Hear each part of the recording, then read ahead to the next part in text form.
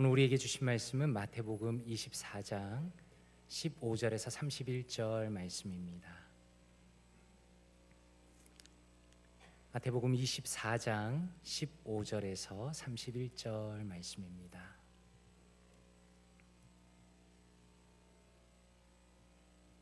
찾으신 줄 알고 제가 봉독하도록 하겠습니다. 마태복음 24장 15절부터입니다. 그러므로 너희가 선지자 다니엘이 말한 바 멸망에 가증한 것이 거룩한 곳에 선 것을 보거든 읽는 자는 깨달을진저. 그때 유대에 있는 자들은 산으로 도망할지어다. 지붕 위에 있는 자는 집 안에 있는 물건을 가지러 내려가지 말며 밭에 있는 자는 겉옷을 가지러 뒤로 돌이키지 말지어다. 그날에는 아이 벤 자들과 젖 먹이는 자들에게 화가 있으리로다. 너희가 도망하는 일이 겨울에나 안식일에 되지 않도록 기도하라. 이는 그때에 큰 환란이 있겠음이라. 창세로부터 지금까지 이런 환란이 없었고 후에도 없으리라. 그날들을 감하지 아니하면 모든 육체가 구원을 얻지 못할 것이나 그러나 택하신 자들을 위하여 그날들을 감하시리라. 그때 사람이 너희에게 말하되 보라 그리스도가 여기 있다 혹은 저기 있다 하여도 믿지 말라. 거짓 그리스도들과 거짓 선지자들이 일어나 큰 표적과 기사를 보여 할 수만 있으면 택하신 자들도 미혹하리라. 보라 내가 너희에게 미리 말하였노라. 그러면 사람들이 너희에게 말하되 보라 그리스도가 광야에 있다 하여도 나가지 말고 보라 골방에 있다 하여도 믿지 말라. 번개가 동편에서 나서 서편까지 번쩍임 같이 인자의 임함도 그러하리라. 죽음이 있는 곳에는 독수리들이 모일 것이니라. 그날 환난 후에 즉시 해가 어두워지며 달이 빛을 내지 아니하며 별들이 하늘에서 떨어지며 하늘의 권능들이 흔들리리라. 그때에 인자의 징조가 하늘에서 보이겠고 그때 땅의 모든 족속들이 통곡하며 그들이 인자가 구름을 타고 능력과 큰 영광으로 오는 것을 보리라. 그가 큰 나팔 소리와 함께 천사들을 보내리니 그들이 그의 택하신 자들을 하늘 이 끝에서 저 끝까지 사방에서 모으리라. 아멘. 말씀을 위해서 한번 기도하겠습니다. 하나님 주님께 감사드립니다. 주님은 우리의 목자이시고 우리의 아버지이시며 우리의 태양이시며 우리의 빛이십니다. 영광스러운 주님을 예배하며 주의 말씀을 들을 수 있는 이 귀한 은혜와 특권의 시간과 자리를 허락하시니 감사드립니다. 우리 안에 계신 성령 하나님께서 우리의 마음을 만져주시고 깨닫게 하시고 주님을 깊이 알아가게 하시며 주님의 영광을 목도하고 기뻐하며 감격하는 은혜의 시간으로 역사하여 주시옵소서. 감사드리며 살아계신 주 예수 그리스도 이름으로 기도드리옵나이다. 아멘. 설교를 시작하면서 예언 하나를 들려드리고 싶습니다. 이런 예언입니다. 삼면이 바다인 곳에서 한 나라가 탄생할 것이다. 그것은 목요일을 축제일로 할 것이다. 이것의 명성, 지배 그리고 힘은 증가하게 될 것이다. 땅과 바다를 통해서 그리고 동양의 폭풍의 정복을 통해서라는 예언입니다. 혹시 들으시면서 아니 성경에 저런 이야기가 있었나? 저게 도대체 무슨 이야기인가? 라고 생각하셨는지도 모르겠습니다. 이것은 성경에 써있는 예언의 말씀이 아니라 세계 최고의 예언가라고 알려진 노스트라다무스의 예언입니다. 사람들은 인류 역사에 중요한 일들이 일어나면 노스트라다무스를 떠올리곤 합니다. 그리고 그 예언이 이루어진 것이라고 주장하곤 합니다. 그런데 이러한 예언의 문제는 무엇입니까? 그것이 가지고 있는 모호성 때문입니다. 노스트라다무스는 그의 예언 속에서 아주 애매모호한 표현들을 주로 사용합니다. 그러니 당연히 해석의 일치가 없습니다. 사람들은 이렇게 저렇게 해석을 내어놓으면서 어떻게든 현재 사건에 그 내용을 맞춰 끼워 넣으려고 합니다. 이러한 시도가 참 어리석은 것이지만 또 한편으로는 이해가 됩니다. 왜냐하면 우리 인간은 너무나 연약한 존재이기 때문에 급변하는 시대 속에서 미래가 늘 궁금하기 때문입니다. 그래서 마치 지푸라기라도 잡는 심정처럼 이런 잡스러운 예언이라도 믿어보려고 하는 것이 연약한 인간의 모습입니다. 그렇다면 저와 사랑하는 성도님들은 과연 무엇에 근거하여서 우리의 미래를 바라보고 또 미래를 준비하고 있습니까? 바로 이 부분을 주제로 삼고 택자의 미래라는 제목으로 하나님의 말씀으로 함께 들어가 보기를 원합니다. 오늘 말씀은 세상의 마지막 때에 어떤 일이 일어나는가에 대한 제자들의 질문에 예수님께서 답을 하시는 장면입니다. 15절에 이렇게 말씀합니다. 그러므로 너희가 선지자 다니엘이 말한 바 멸망에 가증한 것이 거룩한 곳에 선 것을 보거든 읽는 자는 깨달을진저라고 말씀합니다. 예수님께서는 하나님의 말씀을 인용하여서 미래를 설명하십니다. 여기서 다니엘은 BC 550년경의 사람입니다. 다니엘 11장 31절에 이렇게 말씀합니다. 군대는 그의 편에 서서 성소 곧 견고한 곳을 더럽히며 매일 드리는 제사를 폐하며 멸망하게 하는 가증한 것을 세울 것이며 라고 말씀합니다. 성도님들께서는 이 말씀을 듣고 어떤 생각이 드십니까? 이 예언은 아주 선명하고 구체적인 핵심이 담겨 있습니다. 악한 세력이 하나님의 거룩한 처소를 더럽힌다라는 것입니다. 물론 여기에 어떤 해석의 여지는 분명히 열려 있습니다. 언제 몇 시에 누가라는 세부적인 내용은 빠져 있기 때문입니다. 그러나 이 예언의 핵심적인 내용과 방향은 어린아이라도 알 수 있을 만큼 선명합니다. 하나님을 대적하는 세력의 위세가 극에 달한다는 것이며 그 악한 존재가 하나님의 이름과 명예를 더럽힌다라는 것입니다. 그렇다면 우리는 궁금합니다. 다니엘이 예언했던 이 예언은 언제 어떻게 이루어졌는가? 이 예언은 다양한 모습으로 역사 가운데 이루어졌습니다. 먼저 예수님 시대 이전에 있었던 일입니다. 위대한 알렉산더 대왕이 323년 BC 323년에 죽은 이후에 그의 헬라 제국은 여러 나라로 나뉘어지게 되었습니다. 그 중에 하나가 셀레우코스 왕조입니다. 그 나라의 왕 중에 안티오쿠스 4세 에피파네스라는 사람이 있었습니다. 포악한 이 사람은 끔찍한 일을 저지릅니다. BC 168년에 예루살렘의 성전에 쳐들어가서 하나님의 성전에 제우스 신의 제단을 세웁니다. 그리고 성전에서 하나님이 금지하신 돼지를 제물로 바칩니다. 그리고 자기 자신을 부를 때 신 중의 신이다 라고 불렀습니다. 가장 거룩한 곳을 더럽힘으로 아주 노골적으로 하나님께 대적한 것입니다. 그리고 이런 일이 또 언제 일어났는가? 이번에는 예수님의 예언대로 AD 70년에 이스라엘 역사상 가장 절망스러운 일로 이루어지게 됩니다. 로마 군대가 예루살렘으로 쳐들어옵니다. 그리고 하나님의 성전을 무너뜨리고 완전히 불태웁니다. 그리고 100만 명이 넘는 이스라엘 백성들을 잔인하게 죽입니다. 성전이 불태워지고 약탈당하고 짓밟히면서 멸망에 가증한 것이 거룩한 곳에 서게 된다라는 말씀이 이루어집니다. 그런데 이 예언은 이렇게만 끝나는 것은 아닙니다. 다니엘로부터 이어지는 이 예수님의 예언이라는 것은 그 안에 가지고 있는 핵심 내용은 그대로 유지되면서 예수님이 오실 마지막 때까지 이어진다라는 것입니다. 다시 말해서 인류 역사라는 것은 갈수록 치열해지는 영적인 전쟁 속에 있는 것입니다. 하나님의 다스림을 거절하며 하나님을 부정하며 모욕하는 일이 역사 속에서 반복될 것임을, 그리고 세상 끝의 마지막 날에 극심하게 일어날 것임을 오늘 예언을 통해서 예수님께서는 말씀하십니다. 16절부터는 영적인 핍박의 시대 그리고 마지막 때의 모습을 아주 생생하게 묘사하십니다. 16절에 유대에 있는 자들은 산으로 도망해라. 17절에 집안에 있는 물건을 가지러 내려가지 말라라고 말씀합니다. 이 말씀은 1차적으로는 예루살렘의 멸망을 예언하시면서 그것을 보여주시는 것이지만 동시에 마지막 시대에 경험하게 될 하나님의 백성의 핍박과 어려움을 보여주십니다.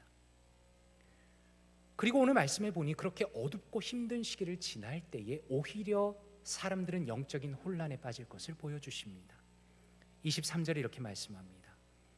그때 사람이 너희에게 말하되 보라 그리스도가 여기 있다 혹은 저기 있다 하여도 믿지 말라라고 말씀합니다. 예수님께서 염두에 두시는 지금의 시대와 그리고 역사의 마지막 시대의 특징이 무엇입니까? 그것은 내가 진짜 그리스도다라는 사람들이 늘어난다는 것입니다. 그리고 사람들이 거기에 쉽게 미혹된다는 것입니다. 그러나 이러한 고통스러운 어둠의 시대는 영원하진 않을 것입니다. 이러한 영적인 암흑기가 지나가고 역사의 마지막에 어떤 일이 일어나는가?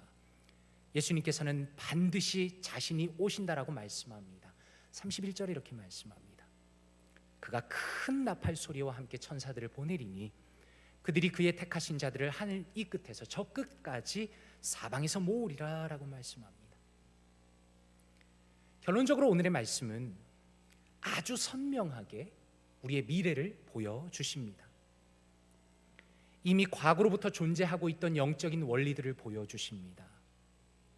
거룩한 곳을 더럽히는 악의 세력들이 언제나 일어날 것이며 성도들은 심지어 경제적인 어려움과 환난 속에서 도망치는 삶을 살게 될 것입니다. 그 와중에 영적인 혼란이 있습니다.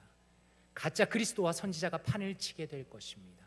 그리고 그 극심한 혼란 중에 바로 주님께서 이 땅에 오실 것을 예언하시며 오늘 말씀이 마무리가 되고 있습니다.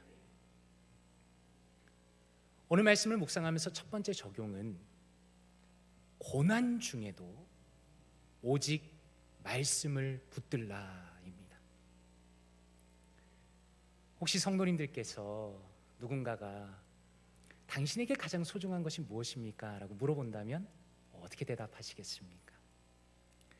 우리가 정말로 무엇을 소중히 여기는가는 어떤 위기 상황 속에 들어가지 않으면 잘 알 수가 없는 것 같습니다. 저희 고등학교 2학년 시절에 여름방학 때 있었던 일입니다. 방학 때 제가 가장 좋아하던 저의 삶의 패턴은 늦지막히 점심때쯤 일어나서 영화를 보면서 라면을 끓여 먹고 다시 누워서 자는 겁니다. 그날도 어김없이 잠옷바람으로 배를 부여잡고 자고 있었습니다. 그런데 잠결에 이상한 소리가 들리는 겁니다. 그때는 10층 아파트에서 5층에 살고 있을 때입니다. 문 밖에서 계단 쪽에서 뭔가 졸졸졸졸 물 흐르는 소리가 들리는 겁니다. 저는 본능적으로 불이다라는 생각이 들었습니다. 그리고 번개처럼 벌떡 일어났습니다. 그리고 밖으로 나가기 전에 제가 무엇을 챙겨 갔겠습니까? 저희 집에는 부모님이 귀중히 여기시는 것들이 많았고 또 저에게도 소중한 것이 많았습니다. 그런데 그 짧은 찰나에 저는 저희 집에서 키우던 강아지 혜민이를 찾았습니다. 혜민아! 방에 있던 혜민이가 후다닥 뛰쳐나왔습니다. 혜민이를 품에 안고 뛰쳐나갔습니다. 현관문을 열어보니 벌써 연기가 매캐하게 가득 차고 복도가 물바다입니다. 정신없이 계단을 뛰쳐내려서 밖으로 빠져나왔습니다. 나와보니까 소방차들이 오고 난리가 났습니다. 저희 집 라인에 7층에서 불이 난 것입니다. 그때 저는 정말 속옷바람에 잠옷만 입고 신발도 안 신었는데 제 품에는 혜민이가 있었습니다. 참 감사했습니다. 사실 저도 그전에는 혜민이를 그렇게 좋아하는지 몰랐는데 위기 상황이 되니까 제가 제일 아끼는 것이 우리 집 강아지라는 것을 알게 되었습니다. 오늘 말씀해 보니 이렇게 말씀합니다. 17절에 지붕 위에 있는 자는 집 안에 있는 물건을 가지러 내려가지 말며 라고 말씀합니다. 한번 생각해 보십시오. 지금 성도들에게 너무나 갑작스럽게 어려움이 닥친 것입니다. 누군가가 자신을 쫓아오는 상황인지도 모르겠습니다. 혹은 자신의 신앙 때문에 도망을 쳐야 하는 상황인지도 모르겠습니다. 중요한 것은 지금 이 사람은 가진 것을 다 잃게 되었다는 것입니다. 자신이 소중히 여기던 그 어떤 물건 하나도 챙길 수가 없었습니다. 저는 오늘 말씀을 보면서 인간적인 갈등을 느낄 수가 있었습니다. 17절에는 내려가지 마라, 18절에는 돌이키지 말아라 라고 말씀합니다. 무슨 의미입니까? 아마도 지금 이 사람의 마음속에는 다시 돌아가고 싶은 마음이 있다는 것입니다. 저것 하나라도 건져야 되는데 라는 마음이 있다는 겁니다. 그런데 신앙을 지키려고 자신의 생명을 위해서 도망치려고 하다 보니까 모든 것을 다 포기해야 하는 상황이 된 것입니다. 저는 오늘 말씀을 묵상하면서 자신이 가진 그 어떤 것을 포기해야 하는 성도의 상황이 정말로 크게 다가왔습니다. 왜냐하면 특별히 우리가 살아가는 시대라는 것은 내가 지금 수중에 얼만큼을 가지고 있느냐, 얼만큼의 재산을 가지고 있는가가 나라는 사람의 정체성을 만들어주는 시대이기 때문입니다. 아주 오래전에 어떤 집사님께서 해주신 본인 이야기입니다. 본인이 차가 2대입니다. 하나는 독일차 대형 SUV입니다. 하나는 일본차 아주 낡은 작은 세단입니다. 보통은 교회 주일에 오실 때 독일차를 타고 오셨는데 그날따라 딴 생각을 하다가 무심결에 소형 세단을 타고 오셨다는 겁니다. 그런데 그분이 하시는 말씀이 교회 주차장으로 들어오는데 괜히 마음에 주눅이 들었다는 겁니다. 다른 사람들은 다 좋은 차 타고 오는데 내 차만 별로구나. 사람들이 나를 어떻게 생각할까? 내가 독일차를 타고 올 걸, 독일차를 타고 올 걸 라는 생각을 했다고 저에게 말씀해 주셨습니다. 그런 면에서 한번 생각해 보십시오. 오늘 예수님이 하시는 말씀은 이 고난이라는 것은 추상적인 것이 아닙니다. 세상이 점점 어두워지고 악의 세력들이 득세하고 심지어 자신의 신앙 때문에 그렇게 소중히 여기던 것들을 잃어버리는 어떤 때가 온다는 겁니다. 지금까지는 내가 가진 집과 자동차와 옷과 핸드백과 구두가 내가 누구인가를 보여주는 나라는 정체성이었는데, 이제는 내가 두 손에 아무것도 없는 사람이 되어서 유리방황하게 되는 그 시점 속에 성도가 들어가게 된다라는 것입니다. 그렇다면 그렇게 극심한 어려움 속에서 도대체 우리에게 무슨 소망이 있는가? 22절 말씀입니다. 그날들을 감하지 아니하면 모든 육체가 구원을 얻지 못할 것이나 그러나 택하신 자들을 위하여 그날들을 감하시리라 라고 말씀합니다. 여기 아주 중요한 표현이 등장합니다. 하나님께서 성도들을 무엇이라 부르십니까? 택하신 자라고 부르십니다. 무슨 의미입니까? 예수님께서는 고난과 어려움이 가득한 시기를 예언하시면서 과연 성도가 자기 자신의 정체성을 어디에 두어야 하는가를 말씀하십니다. 나는 과연 누구인가라는 질문 앞에서 내가 누구인가를 정해주는 것은 내가 가진 그 어떤 것이 아니라는 것입니다. 오히려 하나님의 말씀이 내가 누구인가를 정해줍니다. 설령 모든 것을 다 잃어도 나는 하나님께서 택하신 사람이기 때문에, 바로 그 말씀 때문에 성도는 기꺼이 고난의 시기를 이겨내는 것입니다. 하나님께서 죄인을 택하시고 구원하시고 그들을 반드시 하나님의 나라로 데려가신다라는 것은 성경을 관통하는 아주 중요한 주제입니다. 로마서 8장 30절에 이렇게 말씀합니다. 또 미리 정하신 그들을 또한 부르시고 부르신 그들을 또한 의롭다 하시고 의롭다 하신 그들을 또한 영화롭게 하셨느니라. 이 짧은 한 구절 안에 하나님의 완벽한 은혜로 둘러싸인 성도의 삶 전체가 기록이 되어 있습니다. 성도의 시작은 무엇입니까? 우리가 은혜로 그분의 자녀가 됩니다. 우리의 연봉이나 우리의 외모나 우리의 가문이나 우리의 선행이 아니라 하나님께서 우리를 사랑하신다는 그 이유 하나 때문에 우리는 하나님의 자녀가 됩니다. 성경은 심지어 우리가 창세전에 그분의 아들 그리스도 안에서 선택이 되었다라고 말씀합니다. 우리에게 있는 어떤 조건이 아니라 무조건적으로 하나님께서 우리를 선택하셨다는 것은 우리 인간의 이성을 아득히 뛰어넘는 것입니다. 하나님의 전적인 은혜를 드러내는 선포입니다. 그리고 이제 주님의 때가 되었습니다. 그리스도께서 우리를 위하여 자신의 모든 고귀한 피를 다 쏟으십니다. 그리스도께서 우리를 위하여 내가 당해야 하는 죄인의 모든 수치와 정죄를 당하십니다. 그리고 성령 하나님의 능력으로 그것을 우리가 믿게 하신 것입니다. 그런데 이것이 끝이 아닙니다. 바울 사도는 말씀하시기를 미리 정하신 이들을 영화롭게 하셨다라고 말씀합니다. 영화라는 것은 구원이 완성된 상태를 의미하는 것입니다. 이 말씀은 한번 하나님께서 선택한 자를 반드시 주님의 나라로 들어가게 하신다는 그 하나님의 놀라운 능력과 그분의 열심을 보여주는 말씀입니다. 그러므로 오늘 말씀 속에서 나는 너를 택하였다라는 말씀은 너무나 중요한 말씀입니다. 왜냐하면 성도의 삶의 극심한 고난 속에서 마음이 낙심하고 슬프고 힘들고 외로울 때 나는 너를 택하였다, 나는 너를 사랑한다, 이 고난의 때를 감하여 줄 것이다, 나는 너를 반드시 구원할 것이다 라고 말씀하시는 그 하나님의 위로가 이 시간에 선포되기 때문입니다.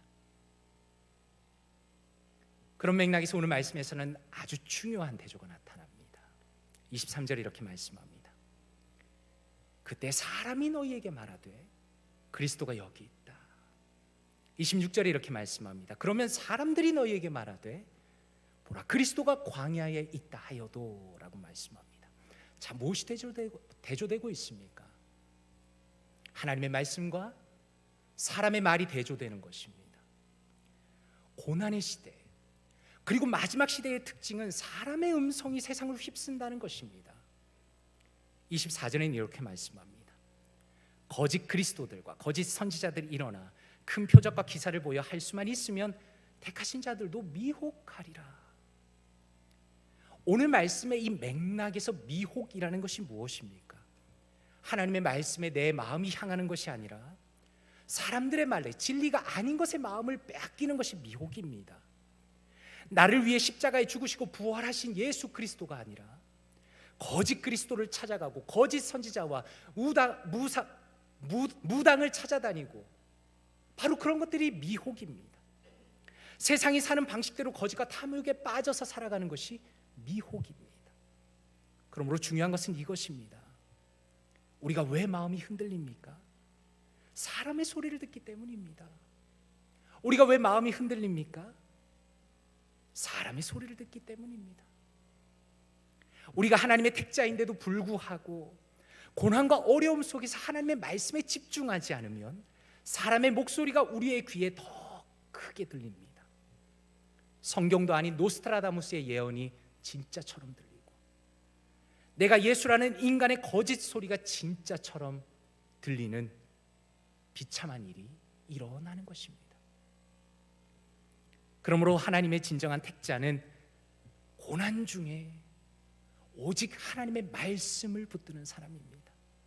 15절 말씀에 읽는 자는 깨달을진저라고 말씀합니다. 예수님께서는 25절에 이렇게 말씀합니다. 보라 내가 너희에게 미리 말하였노라. 예수님께서는 마지막 때의 모습을 생생하게 보여주시면서 다니엘의 영과 자신의 말에 귀를 기울이라 말씀합니다. 하나님의 거룩한 말씀에 우리의 귀를 기울이고 깨달으라라는 것입니다. 그러므로 우리는 주님의 명령대로 주의 말씀을 끊임없이 주목하고 기억하고 묵상해야 합니다.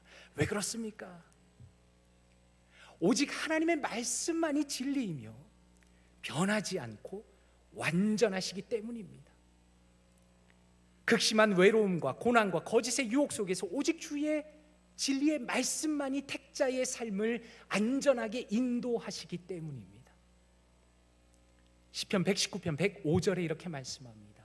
주의 말씀은 내 발의 등이요 내 길의 빛이니이다. 이사야 40장 8절입니다. 풀은 마르고 꽃은 시드나 우리 하나님의 말씀은 영원히 서리라.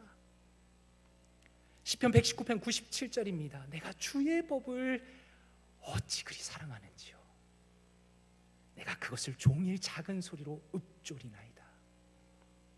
그러므로 간절히 바라기는 어려운 시대를 유혹의 시대를 살아가면서 오직 주의 말씀을 붙드시는 성도님들 되시기를 진심으로 바랍니다. 극심한 고난과 어려움 속에서 하나님께서는 나를 택하셨고 반드시 구원하신다는 것을 굳게 믿고 확신하시기를 바랍니다. 주님이 택하시고 인도하시는 자로서 오직 하나님의 말씀에 온전히 잡혀서 살아가시는 모든 사랑하는 성도님들 되시기를 주님의 이름으로 축원드립니다. 오늘 말씀을 묵상하면서 두 번째 적용은 하늘에서 오실 주님을 기다리라입니다. 저희 대학교 2학년 때 이야기입니다. 그날은 날이 아주 화창한 주일 아침이었습니다. 평소처럼 예배를 드리기 위해서 아침 일찍 서둘러 나왔습니다. 그때는 이사를 해서 12층 아파트에서 8층에 살 때입니다. 복도식 아파트였기 때문에 현관문을 열고 나오면 바로 하늘이 보였습니다.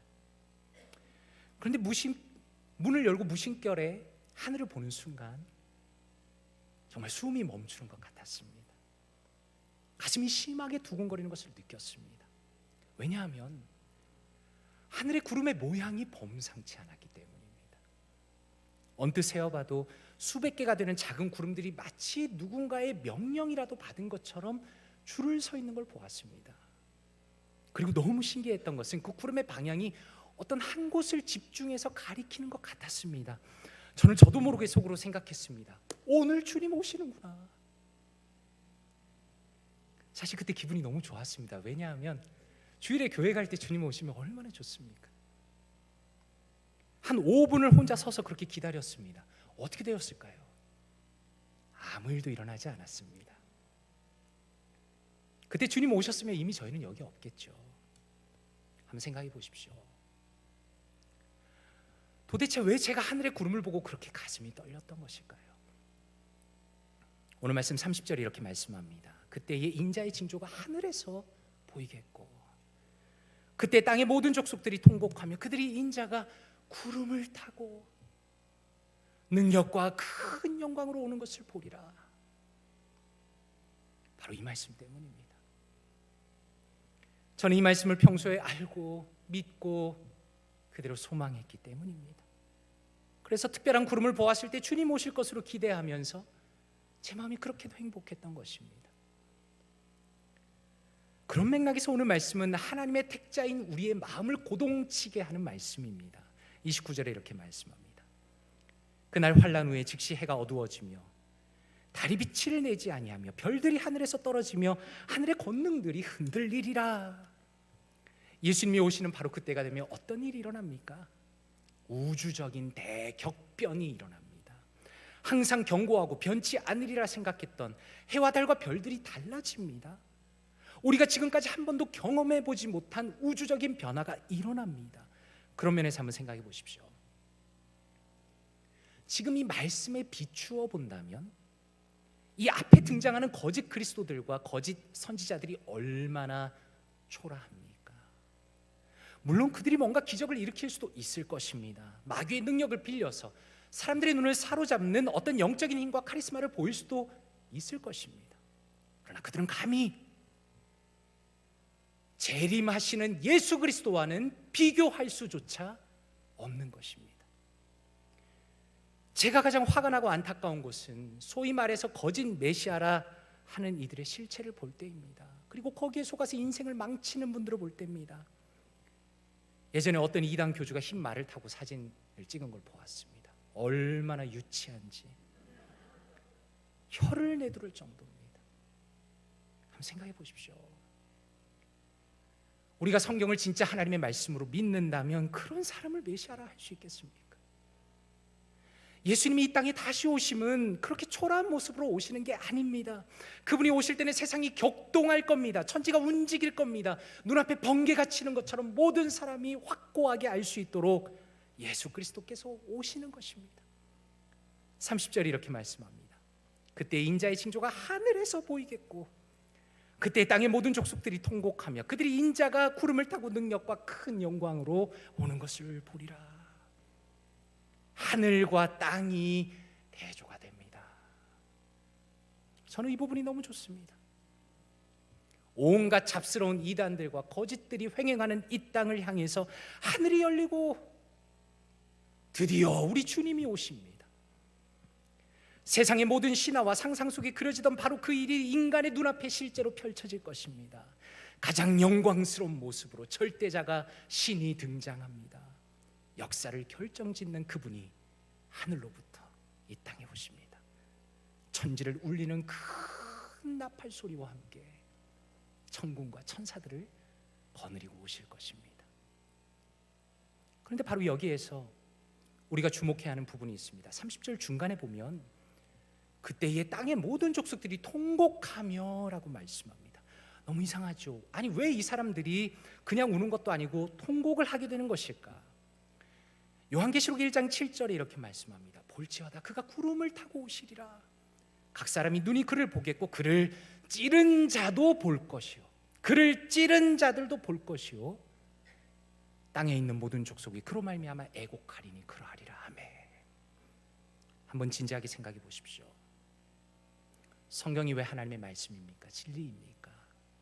성경은 노스트라다무스의 황당한 예언과는 결정적으로 다른 것이 있습니다. 그것은 영적으로 확고한 절대적인 방향이 있다는 겁니다. 성경은 하나님을 대적하는 마귀와 그 추종자들을 이기시는 영광스러운 하나님의 승리의 역사이며 미래의 예언입니다. 모든 역사는 바로 이 날을 향해서 달려가는 것입니다. 역사의 정점에서 예수님께서는 반드시 오십니다. 그리고 바로 그날이 모든 인간의 개개인의 운명을 확정짓는 날입니다. 이러한 확고한 미래를 알고 믿고 있기 때문에 그러므로 저는 여기 있는 우리 모두에게 가장 진지한 질문을 던져야 합니다. 혹시라도 당신은 예수 그리스도를 찌른 자입니까? 모욕한 자입니까? 거절한 자입니까? 아니면 예수 그리스도를 믿는 자입니까? 사랑하는 자입니까? 경배하는 자입니까? 여기에 중간지대라는 것은 존재하지 않습니다. 온 세상의 민족이 하늘을 쳐다보면서 예수님의 오심에 충격을 받을 때에 모든 인간은 두 편으로 갈라질 것입니다. 예수님을 거절하고 모욕하고 찌른 자는 충격과 공포와 두려움과 절규 속에 부르짖을 것입니다. 그러나 반면에 전혀 다른 모습으로 그날에 감격하며 기쁨의 눈물을 흘릴 사람들도 많이 있을 것입니다. 예수님께서는 바로 그 마지막 날에 그분이 택하신 자의 이름을 부르실 것입니다. 그들이 과연 누구입니까? 자신의 모든 삶을 오직 말씀을 붙들고 주님을 사랑하며 믿음으로 살고자 발버둥 쳤던 그 사람입니다. 때로는 헐벗고 굶주리며 핍박받고 외로워서 눈물 흘렸던 바로 그 사람입니다. 어쩌면 자신의 신앙 때문에 사회에서 마이너리티로 살 수밖에 없었던 바로 그 사람을 부르시는 것입니다. 그러므로 결론적으로 우리가 살아가는 현재의 삶이라는 것은 무슨 의미를 가지고 있습니까? 택자의 미래를 생각할 때에 그제서야 우리의 정체성이 확고해집니다. 우리는 오직 주님을 위하여 살아가는 사람들입니다. 우리가 지금 성도로서 최선을 다해 살아가야 하는 그 이유는 사실 남들에게 잘 보이는 것과는 전혀 상관없습니다. 물론 내가 세상적으로 번듯하고 잘 되면 좋겠지만 궁극적으로는 그것과도 아무 상관없습니다. 택자의 삶을 이끌어가는 삶의 목적과 이유라는 것은 내 주님이 반드시 오신다라는 미래의 역사적인 사실입니다. 확고한 택자의 미래가 현재의 나의 삶과 나의 영혼 속에 침투하여서 매일의 나를 새롭게 만들어가는 것입니다. 그러므로 택자란 누구입니까? 확정된 미래를 가슴에 품고 살아가는 사람들입니다. 그러므로 택자란 누구입니까? 확정된 미래를 향해서 자신을 던지는 사람들입니다. 그러므로 반드시 기억하십시오. 내 주님께서 하늘에서 오셔서 말씀하실 것입니다. 잘했다 나의 종아, 잘했다 나의 아들아, 잘했다 나의 딸아. 그래서 우리는 오늘도 내 주님이 오실 하늘을 바라보며 살아가는 것입니다. 이 땅에 가득한 거짓 이단 괴수들과 인간들의 음성을 들으며 살아가는 것이 아니라 우리에게 주어진 그 말씀을 붙들고 그 말씀으로 나를 쳐서 복종시키고 내 주님을 바라보며 하늘을 향하여 손을 들고 살아가는 것입니다. 그러므로 간절히 바라기는 이 자리에 계신 모든 성도님들께서 하늘의 구름만 봐도 가슴이 뛰는 분들이 되기를 바랍니다. 땅의 일들에 얽매이지 마십시오.